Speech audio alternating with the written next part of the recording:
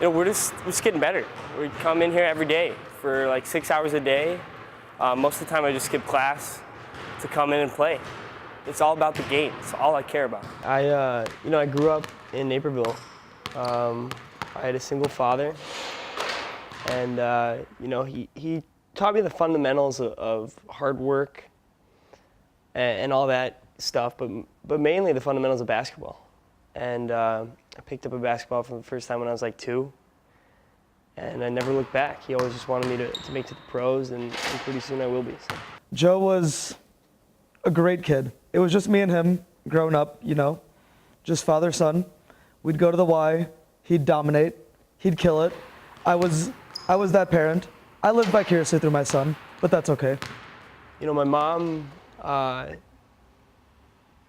never got to meet her. And it was always something that I had on my mind. It was always something that made me work hard, and I want to be better than I was. So that's kind of always been a motivation for me. From the time that I remember, he loved the sport. I had a basketball in the garage and a hoop in the driveway, and he just was going. He was 6 years old. He was out there shooting crazy threes.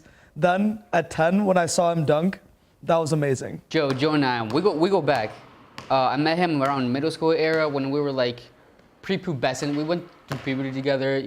That's when I was really starting to expand in my athleticism. But he seemed like he went through puberty when he was like 5 years old, because he had a vertical. He could probably like jump over like everybody in our middle school basketball team. But like ever since then, I knew he had a knack for this. I knew he was gonna go pro. I'm kind of like a hybrid of Kareem Abdul-Jabbar, Michael Jordan, LeBron James, Kobe Bryant, James Harden, maybe Wilt Chamberlain, probably Jerry West, and a hint of Reggie Miller and Ray Allen, and Steph.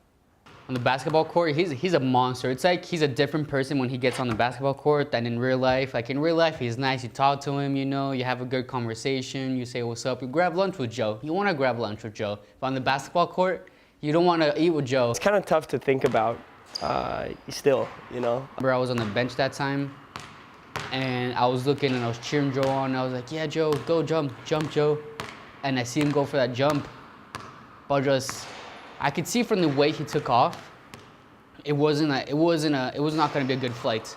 And then when I saw him going down, his body was imbalanced, and just the way he landed, and we all heard it, and I almost started crying. Like, it was terrifying. This whole stadium went silent, and it was sad. Jumping's been my strength for my career. It's been difficult. I've had to learn how to play in different ways. I've had to learn how to improve my shot without, taking jump shots.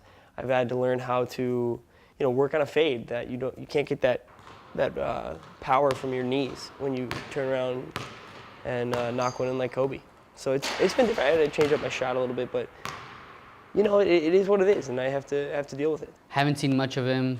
I see him sometimes practicing by himself on the court, still trying to get out there. He doesn't jump as high.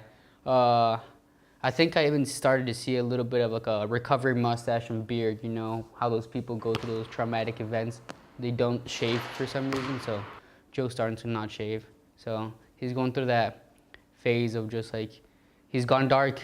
But he's still practicing. He still wants someone I want to talk to him. He still says that he wants to go pro, and he's still trying to get out there. So he's doing good. He's doing good. I think we still sometimes hang out, shoot around, and just he's not been himself lately, but I can see him coming back.